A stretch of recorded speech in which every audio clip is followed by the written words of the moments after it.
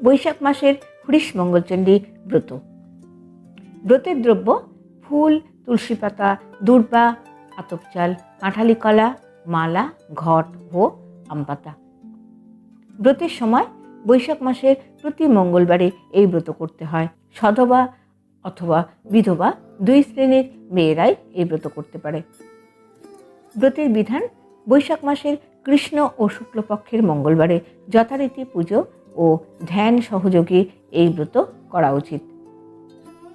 ব্রত কথা: এক গ্রামের এক কয়লা বউ সেই গ্রামেরই এক ব্রাহ্মণের সঙ্গে সই পাতিয়েছিল।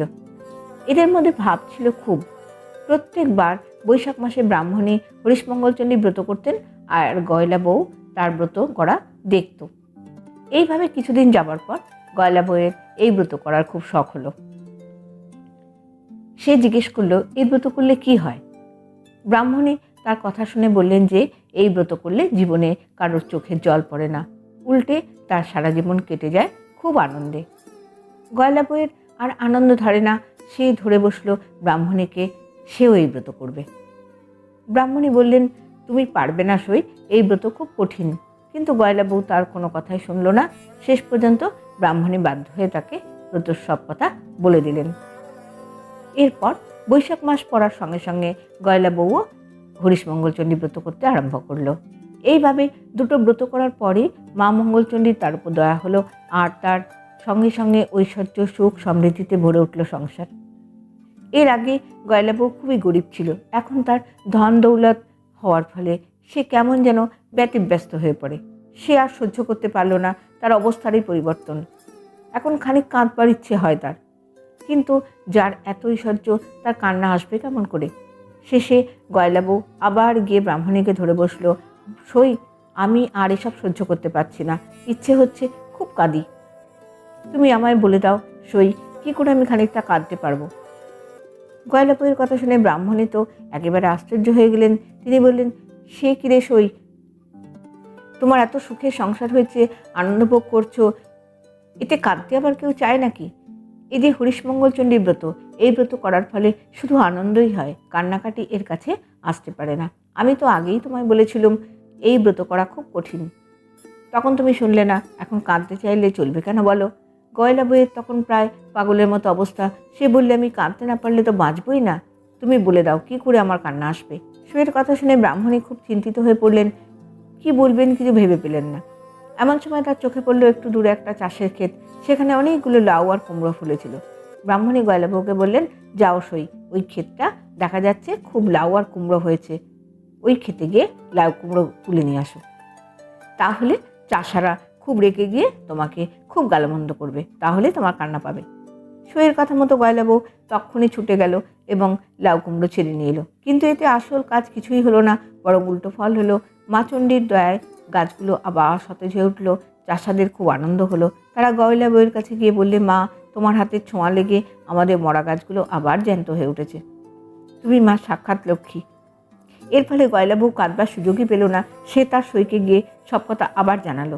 ব্রাহ্মণী বুঝলেন যে মা চণ্ডীর দয়াতেই এটা হয়েছে। তিনি তখন গয়লা বউকে বললেন, দেখো সই, ওই দূরে পাহাড়ের ধারে রাজার হাতিটা মরে পড়ে আছে, তুমি ওখানে গিয়ে হাতিটার গলা জড়িয়ে ধরে খুব কাঁদো, তাহলে রাজার লোকেরা ভাববে যে তুমি হাতির দাঁত চুরি করতে গেছো, এখন তারা তোমার খুব মারধর করবে আর তুমিও কাঁদবার সুযোগ পাবে। কিন্তু এবারেও কোনো ফল হলো না। গয়লা বউ হাতিটার কাছে হাত দিতেই হাতিটা বেঁচে উঠল। তাই দেখে রাজার লোকেরা একেবারে অবাক হয়ে গেল আর সব কথা রাজাকে গিয়ে বলল। সব শুনে রাজা খুব খুশি হলেন আর গয়লা বউকে অনেক ধনরত্ন দিলেন। এবারেও কোনো কাজ হলো না। ব্রাহ্মণী বুঝলেন যে এবারেও মা মঙ্গলচণ্ডীর দয়া করেছেন। ব্রাহ্মণী তখন বললেন, দেখো সই, এক কাজ করো, কতগুলো বিষের নাড়ু তৈরি করে তোমার মেয়ের বাড়ি পাঠিয়ে দাও, তাহলে নাড়ু খেয়ে তারা সবাই মরে যাবে, তুমি তখন কাঁদতে পারবে। সইয়ের কথা মতো গয়লা বউ তাই করলো। কিন্তু মা মঙ্গলচণ্ডীর দয়া বিষের নাড়ু অমৃত হয়ে গেল। মেয়ের বাড়ির লোকেরা খেয়ে খুব খুশি হলো আর আরও কিছু নাড়ু পাঠাবার জন্য লিখে পাঠালো। এতেও যখন কাজ হলো না, তখন ব্রাহ্মণী গয়লা বউকে বললেন, যখন কিছুতেই কিছু হচ্ছে না, তখন তুমি এক কাজ করো, মঙ্গলচণ্ডীর ব্রতটাই ছেড়ে দাও। গয়লা বউ মঙ্গলচণ্ডীর ব্রত করা ছেড়ে দিল। এতে মা মঙ্গলচণ্ডী তার উপর খুব বিরূপ হয়ে গেলেন। ক্রমে গয়লা বউয়ের স্বামী, পুত্র, দাস, দাসী, হাতি, ঘোড়া, ধন রত্ন সব চলে গেল। গয়লা বউয়ের সব যাওয়ার ফলে এবার সে হাও মাও করে কাঁদতে লাগলো। কান্না আর কিছুতেই থামতে চায় না। শেষে ব্রাহ্মণের কাছে গিয়ে বলল, সই আমি আর কাঁদতে পারছি না, যেমন করে পারো আমার কান্না থামিয়ে দাও। ব্রাহ্মণী তখন বললেন, তুমি তো কাঁদতেই চেয়েছিলে সই, এখন কান্না থামাতে বললে হবে কি করে? যাক, যা হবার হয়ে গেছে, এখন বাড়ি গিয়ে মরাগুলো জড়িয়ে ধরে খুব খানিক কাঁদো, তারপর সেগুলোকে খুব সাবধানে রেখে সামনের মঙ্গলবার থেকে আবার মা মঙ্গলচণ্ডীর ব্রত করতে আরম্ভ করো।